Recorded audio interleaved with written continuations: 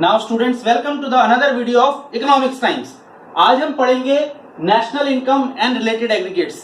ये संदीप गर्ग वाली बुक का थर्ड चैप्टर है। ज्यादातर स्टूडेंट संदीप गर्ग पढ़ते हैं, तो उसका ये थर्ड चैप्टर है और मोस्ट इंपॉर्टेंट टॉपिक है ये national income and related aggregates. इसमें हम ये पढ़ेंगे कि नेशनल इनकम के बेसिक्स क्या हैं, क्या क्या चीजें रिक्वायरमेंट होती हैं, क्या बेसिक इसके कंसेप्ट्स हैं, वो हमें समझने की जरूरत है इस चैप्टर के अंदर में। तो ध्यान से समझिएगा। और ये चैप्टर रिलेटेड ही है अगले चैप्टर्स से, जिसमें हम मेजर ऑफ नेशनल इनकम करेंगे, जिसमें हम एनवीए निकालना सीखेंगे, जिसके अंदर में हम सीखेंगे कि नेशनल इनकम मेथड से कैसे निकालते हैं, नेशनल इनकम कैसे निकालते हैं एक्सपेंडिचर मेथड से। ठीक है ना। तो ये बहुत ही इंपॉर्टेंट टॉपिक है आप लोगों के लिए और थोड़ा सा टफ भी रहता है। तो इसीलिए जो है ये पूरा जो है ये वाली वीडियोस और आने वाली अपकमिंग 2 वीडियोस वो ध्यान से देखिएगा। और होप कि आप लोगों ने अब तक चैनल सब्सक्राइब कर दिया होगा। अगर नहीं किया है तो चैनल को सब्सक्राइब जरूर कर लें, क्योंकि ये जो टाइम है लॉकडाउन का और जो भी वेकेशंस का टाइम चल रहा है आपका, इसको वेस्ट ना करें और कोशिश करें ज्यादा से ज्यादा इस टाइम को यूटिलाइज करने की और इसको प्रॉफिटेबल बनाने की। So let's start with the new topic of national income and related aggregates. तो सबसे पहले हम पढ़ेंगे नेशनल इनकम क्या है। नेशनल इनकम मतलब पूरे राष्ट्र की इनकम, पूरे देश की इनकम और विदेशों से आने वाली इनकम, मतलब कि इनकम फ्रॉम अब्रॉड। तो ये दोनों को जब मिला देते हैं तो नेशनल इनकम बनती है। ये अलग अलग तरीकों से कैलकुलेट की जाती है, जिसमें 3 मेथड्स होते हैं बेसिकली। वैल्यू एडेड मेथड, इसको कैलकुलेट करने के 3 बेसिक मेथड। पहला वैल्यू एडेड मेथड, सेकेंड है income method, most important topic है इनकम मेथड, एंड थर्ड है एक्सपेंडिचर मेथड।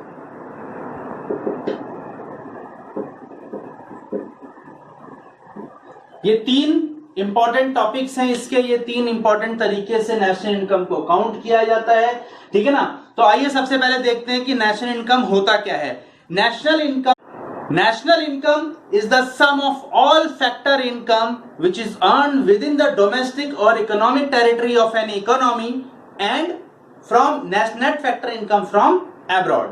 मतलब कि इंडिया के अंदर, इंडिया की डोमेस्टिक टेरिटरी के अंदर जो भी फैक्टर इनकम है, rent and wages, salaries, interest, profit, ये सारी जो इनकम है वो, और इंडिया के बाहर से जो भी इनकम आ रही है, जब इन दोनों को हम जोड़ देते हैं तो ये क्या बनता है, नेशनल इनकम बनता है। क्लियर हो गया। तो नेशनल इनकम क्या, इसको इकोनॉमिक की लैंग्वेज में क्या लिखते हैं नेशनल इनकम को, नेशनल इनकम, इसको बोलते हैं हम net national product at factor cost. ये हम आगे पढ़ेंगे कि फैक्टर कॉस्ट क्या होता है और मार्केट प्राइस क्या होता है। ठीक है ना। तो net national product at factor cost, इसको बोलते हैं नेशनल इनकम। ये क्या होती है, it is the sum of all domestic income, domestic income या प्रोडक्ट भी कहते हैं, डोमेस्टिक प्रोडक्ट, प्रोडक्ट का मतलब इनकम ही होता है। ठीक है ना। और NFIA, net factor income from abroad, इन दोनों का जो सम होता है उसको हम कहते हैं क्या, नेशनल इनकम। ठीक है ना। तो जो डोमेस्टिक इनकम होती है, जो जिसको हम डोमेस्टिक प्रोडक्ट कहते हैं, ये 2 तरह की होती है। ये 2 जगह से आती है, क्योंकि देखो इंडिया है, इंडिया में क्या है, इंडिया एक मिक्स्ड इकोनॉमी है। इसके अंदर में दोनों सेक्टर हैं, प्राइवेट सेक्टर भी है और गवर्नमेंट सेक्टर भी है, जिसको हम पब्लिक सेक्टर कहते हैं। दोनों सेक्टर इसके अंदर में है। तो डोमेस्टिक इनकम के अंदर में उन दोनों सेक्टर्स की इनकम को कंबाइंड किया जाता है। जैसे डोमेस्टिक इनकम क्या होती है, income from domestic product, income from domestic product accruing to private sector, accruing to private sector. ये वो इनकम है डोमेस्टिक टेरिटरी की जो कि सिर्फ प्राइवेट सेक्टर से अर्न की जाती है। एक व्यक्ति जो कि प्राइवेट जॉब करता है, प्राइवेट ऑर्गेनाइजेशंस हैं, प्राइवेट कंपनीज हैं, वो सारी, उन सब की इनकम क्या है, वो क्या है, income from domestic product accruing to private sector. And दूसरा क्या है, income from domestic product income from domestic product accruing to public sector. Public sector मतलब ये वो इनकम है जो पूरी तरह से गवर्नमेंट ने अर्न की है, गवर्नमेंट की अर्न इनकम है ये, ठीक है ना। तो ये दोनों इनकम का जो सम होता है इसको हम डोमेस्टिक इनकम कहते हैं। और इसके बाद में क्या, एनएफआईए। एनएफआईए का मतलब होता है net factor income from abroad. It is the difference of FIFA minus FITA. अब ये फीफा क्या होता है और फीटा क्या है? Factor income from abroad minus factor income to abroad. मैंने पिछली क्लास में भी, पिछली वीडियो में भी ये बताया था कि फीफा और फीटा क्या होता है। Factor income from abroad and factor income to abroad, ये वो इनकम है फैक्टर इनकम फ्रॉम अब्रॉड जो कि इंडिया का कोई व्यक्ति इंडिया से बाहर गया हुआ है, वहां पे रह करके वो किसी भी तरह की फैक्टर इनकम जनरेट करता है और वहां से वो इंडिया अपनी फैमिली को या किसी भी रूप में इंडिया भेजता है, तो वो इनकम क्या कहलाती है? Factor income from abroad. जिस तरह से इंडिया का व्यक्ति बाहर जाकर के काम करता है और वहां से इनकम सेंड करता है, उसी तरह से बाहर किसी दूसरे देश का व्यक्ति भी इंडिया में आकर के रह सकता है और यहां पर भी वो जो है इनकम अर्न कर सकता है और वो यहां से अपनी इनकम को जब बाहर भेजता है तो वो क्या है? फैक्टर इनकम टू अब्रॉड कहलाती है। क्लियर हो गया? तो इन दोनों का sum factor income from abroad में से जब फैक्टर इनकम टू अब्रॉड हम माइनस कर देते हैं तो हमारे पास क्या बचता है? Net factor income from abroad. ये मोस्ट इंपॉर्टेंट है, मतलब कि domestic product plus NFIA. Domestic product को हम क्या कहते हैं? नेट डोमेस्टिक प्रोडक्ट, एनडीपी भी इसको कहा जाता है। क्या कहा जाता है? NDP, net domestic product. और जब एक्सपेंडिचर मेथड से हम निकालते हैं तो इसको हम जीडीपी भी बोलते हैं। एनडीपी और जीडीपी लिख लो। जीडीपी और एनडीपी होता है, ये जो डोमेस्टिक इनकम है ये एनडीपी और जीडीपी होता है। क्लियर हो गया? ठीक है, आगे हम बढ़ते हैं, कुछ इसके और बेसिक कंसेप्ट जानेंगे जो कि बहुत ज्यादा इंपॉर्टेंट है आगे के क्वेश्चंस को करने के लिए। बिल्कुल ध्यान से देखिएगा, ठीक है ना। और मुझे लग रहा है कि आप लोग पिछली वाली वीडियोस जो है वो पूरी नहीं देख रहे हैं। अगर पूरी वीडियोस नहीं देखोगे आप लोग तो आपको चैप्टर समझ नहीं आएगा। 1 मिनट 2 मिनट 3 मिनट देख करके अगर छोड़ दोगे तो चैप्टर समझ में कैसे आएगा? जब हम एक क्लास ले रहे होते हैं तो क्लास में हमें पूरा आधा घंटा 1 घंटा जब हम बैठते हैं तो हमें चीजें समझ में आती हैं। 1 मिनट 2 मिनट में कुछ समझ में नहीं आएगा। पूरी वीडियोस देखिए तब इस कंसेप्ट क्लियर होंगे।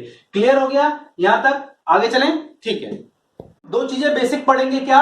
एक होता है फैक्टर इनकम। जो नेशनल इनकम है वो 2 अलग अलग तरीके से निकलती है। नेशनल इनकम चाहे जीडीपी हो, चाहे एनडीपी हो, चाहे एनएनपी हो, चाहे एनवीए हो, ये सारी जो है वो 2 तरह से निकलती है। एक तो फैक्टर कॉस्ट पर और एक मार्केट प्राइस पर। अभी फैक्टर कॉस्ट क्या होता है? फैक्टर कॉस्ट जिसको हम क्या कहते हैं? एफसी कहते हैं। और ये मार्केट प्राइस, मार्केट प्राइस इसको हम एमपी कहते हैं। मतलब क्या? अगर हम एनडीपी निकालते हैं, फॉर एग्जांपल अगर हम एनडीपी निकाल रहे हैं तो एनडीपी या तो एफसी पर निकलेगा या तो एनडीपी एट एमपी पर निकलेगा। ये क्या होता है? यहां थोड़ा सा नीचे लिखना है इसको। इसका मतलब होता है एट मतलब कि ये फैक्टर कॉस्ट पर निकाला है हमने या मार्केट प्राइस पर निकाला है। जानते हैं कि फैक्टर कॉस्ट क्या होता है? फैक्टर कॉस्ट का मतलब ये है कि जब एक प्रोड्यूसर किसी भी प्रोडक्ट को किसी प्रोडक्ट का प्रोडक्शन करता है तो उस पर लगने वाली जो कॉस्ट है, जो फैक्टर कॉस्ट है या फैक्टर पेमेंट जो वो करता है फैक्टर्स ऑफ प्रोडक्शन के बदले, लैंड के बदले वेजेस एंड सैलरीज, लैंड के बदले सॉरी रेंट, उसके बाद में लेबर के बदले wages and salaries, profit, capital के बदले इंटरेस्ट, एंटरप्रेन्योरशिप के बदले प्रॉफिट, जब ये चारों चीजें पे करता है तो उसको क्या कहते हैं हम? Factor cost. जैसे फॉर एग्जांपल ये पेन है, इस पेन को बनाने के लिए सबसे पहले उसको क्या लगा? इसको जो है जिस जगह पर ये बना उस फैक्ट्री का रेंट देना पड़ा उसको, जो वर्कर्स ने काम किया उसको सैलरी भी देनी पड़ी, उसके बाद में क्या है? कैपिटल पर इंटरेस्ट भी देना पड़ा, एंटरप्रेन्योरशिप को प्रॉफिट भी देना। तो ये क्या है? फैक्टर कॉस्ट कहलाता है। तो फॉर एग्जांपल ये पेन 25 रुपए का है तो क्या इसकी प्रोडक्शन कॉस्ट? आप ये कह सकते हो कि factor cost is the cost of production. क्या कह सकते हैं इसको? कॉस्ट ऑफ प्रोडक्शन है ये। कॉस्ट ऑफ प्रोडक्शन का मतलब जिस कॉस्ट पर किसी भी गुड का प्रोडक्शन किया गया हो उस कॉस्ट को हम फैक्टर कॉस्ट कहते हैं। बट अल्टीमेटली फॉर जैसे कि मैंने बताया ये पेन 25 रुपए का अगर है तो ये इसकी कॉस्ट 25 रुपए थोड़ी आई होगी फिक्स्ड इसकी factor cost.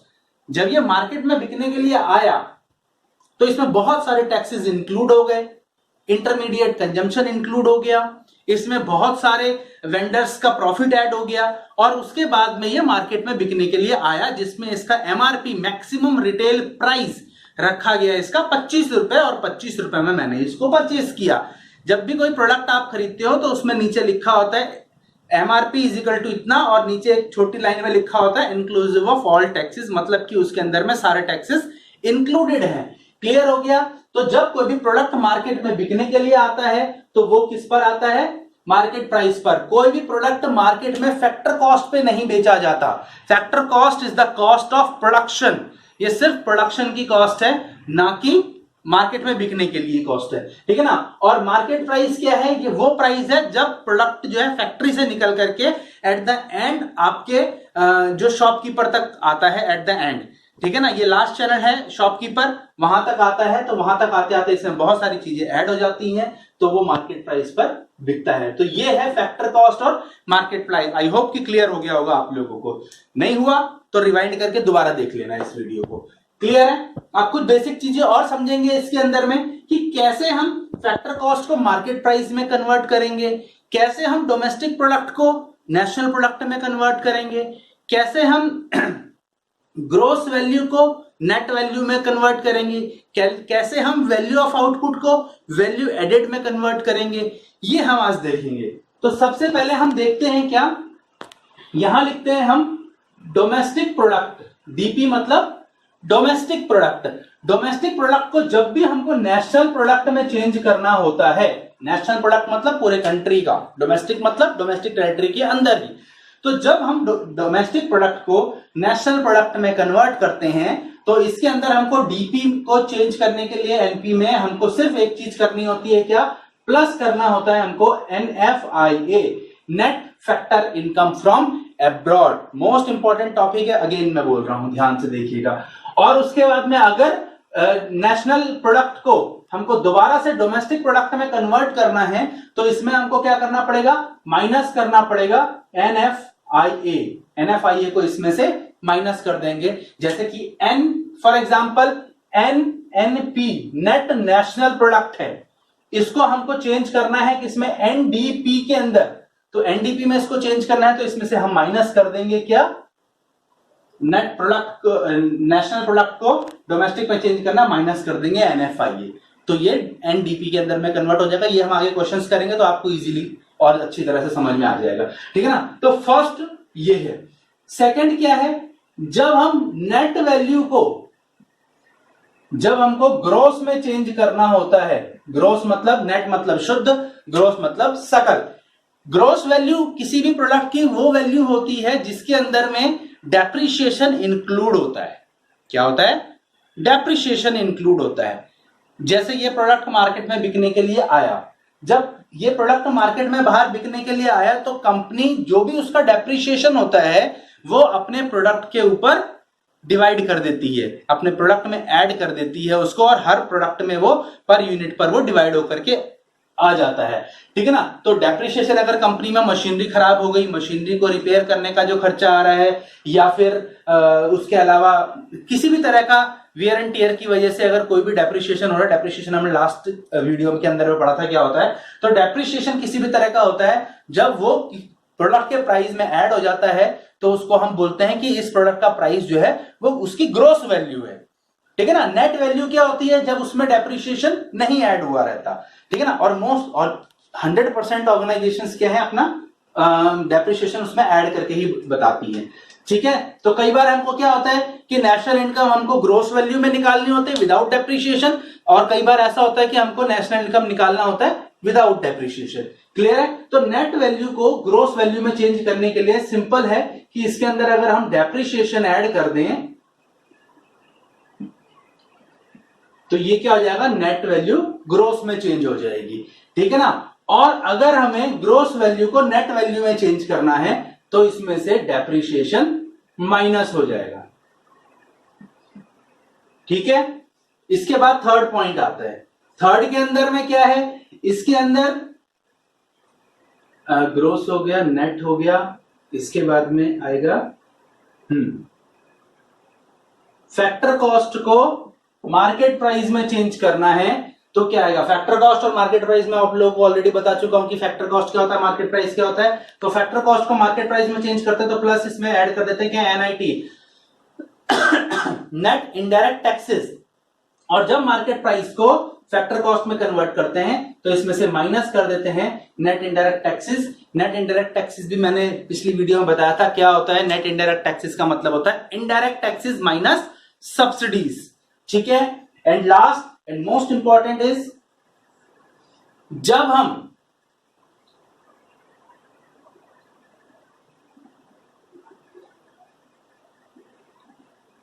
Value of output को, सॉरी वैल्यू एडेड को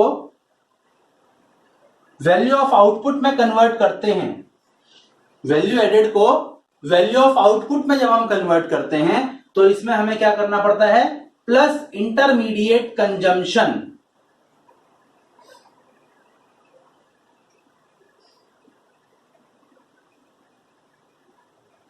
इंटरमीडिएट कंजम्पशन हम आगे पढ़ेंगे कि क्या होता है इसको डीप में, कि इंटरमीडिएट कंजम्पशन क्या है। और जब वैल्यू ऑफ आउटपुट को जब हम कन्वर्ट करेंगे वैल्यू एडेड के अंदर में तो इसमें माइनस इंटरमीडिएट कंजम्पशन।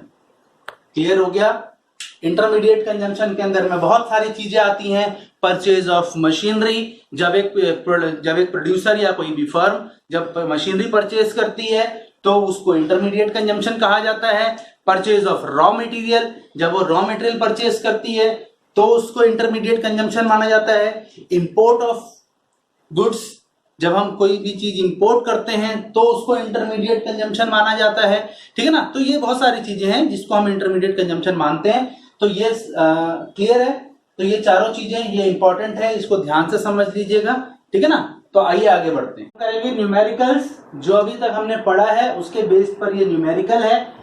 सबसे बेसिक और फर्स्ट न्यूमेरिकल है, इसमें हम ये सीखेंगे कि किसको किस तरह से कन्वर्ट किया जा सकता है। हमारे पास दिया हुआ है क्या, जीएनपी एट एमपी, ये हमको दिया हुआ है 6000, सब्सिडीज दिया हुआ है 2000, उसके बाद में डेप्रिसिएशन दिया हुआ है 1000, उसके बाद में factor income received from abroad.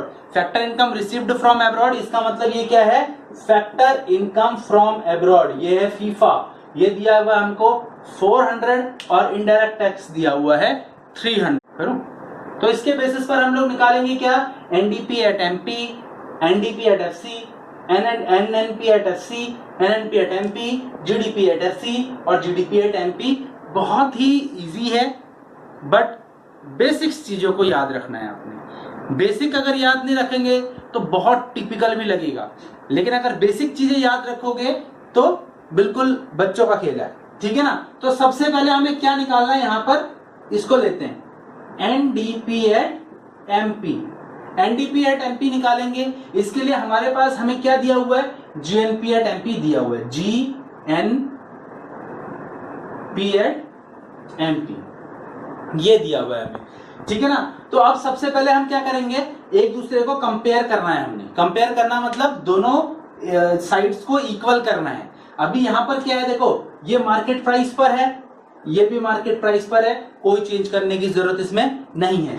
लेकिन ये क्या है, नेशनल प्रोडक्ट है और ये डोमेस्टिक प्रोडक्ट है। तो हमको क्या करना है, इसको इक्वल करने के लिए नेशनल प्रोडक्ट को डोमेस्टिक प्रोडक्ट की इक्वल करना पड़ेगा।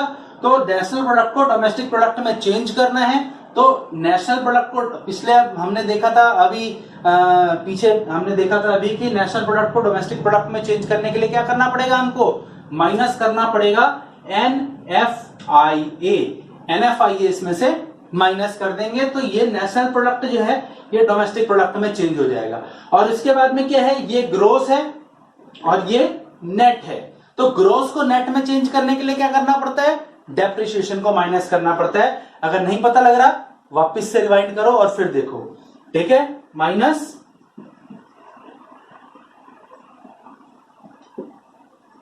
डेप्रिसिएशन, जब हम ये दो चीजें इसके अंदर से माइनस कर दें तो ये एनडीपी एट एमपी के इक्वल आ जाएगा।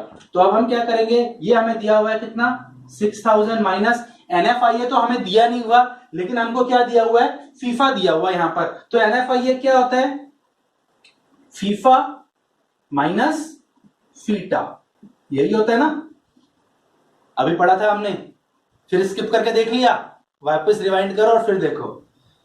तो फीफा माइनस फीटा, ठीक है ना, और माइनस डेप्रिसिएशन हमको क्या दिया हुआ है 100, और यहां पर क्या वैल्यू रख लेते हैं हम, क्या ये 6000 माइनस फीफा कितना दिया हुआ हमको, फीफा दिया हुआ हमको 400, इसको हम मान लेते हैं 0 अगर कुछ नहीं दिया हुआ तो, और ये हमें दिया हुआ है 100, तो ये माइनस 400 हो गया और माइनस 100, तो ये माइनस 500 हो गया। 6000 माइनस 500 इज इक्वल टू 5500, और ये सब करोड़ में दिया हुआ है 5500 करोड़। लास्ट में ये बीच में करोड़ लगाने की कहीं जरूरत नहीं है, करोड़ लाख अरब जो भी लगाना है वो एट द एंड आंसर में, ठीक है। तो ये हमारा क्या निकल गया यहां पर एनडीपी एट एमपी, क्लियर है।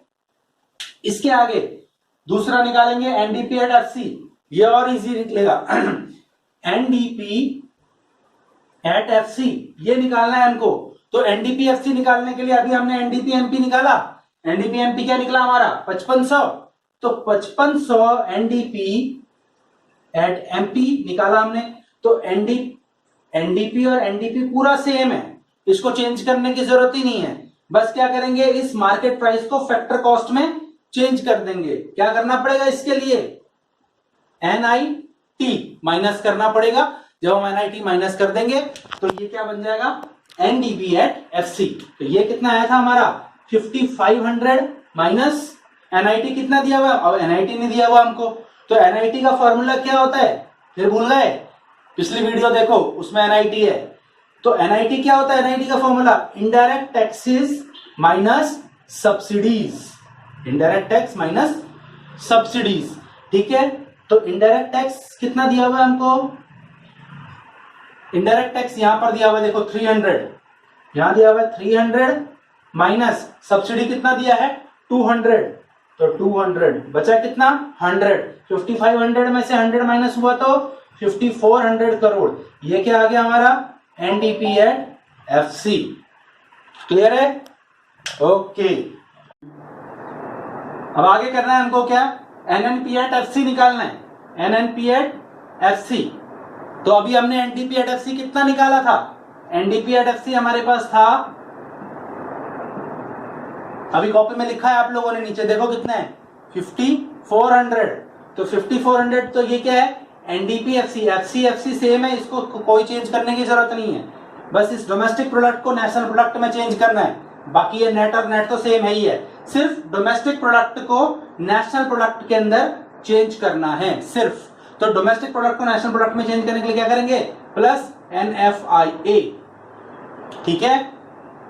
तो ये क्या हो गया 5400 प्लस NFIA कितना दिया हमको FIFA minus FITA, again 400 plus 0 minus 0, sorry, ठीक है ना। तो ये 5400 और प्लस इतना 5800, ये क्या आ गया NNP एट FC।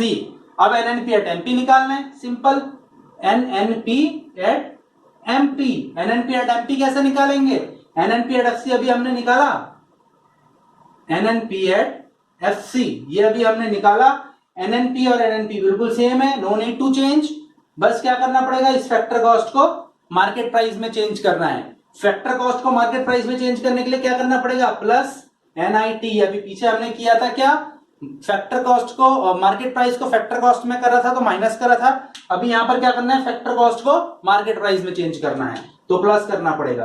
तो ये NNP एट FC आया हमारा 5800 प्लस NIT हमें दिया नहीं हुआ तो इनडायरेक्ट टैक्स माइनस सब्सिडीज, तो इनडायरेक्ट टैक्सेस माइनस सब्सिडीज, ठीक है ना, IT माइनस सब्सिडीज, तो ये आ गया 100, तो ये हो गया कितना 5800 प्लस 100 तो 5900 करोड़, ये क्या आया NNP at MP, sorry NNP at MP।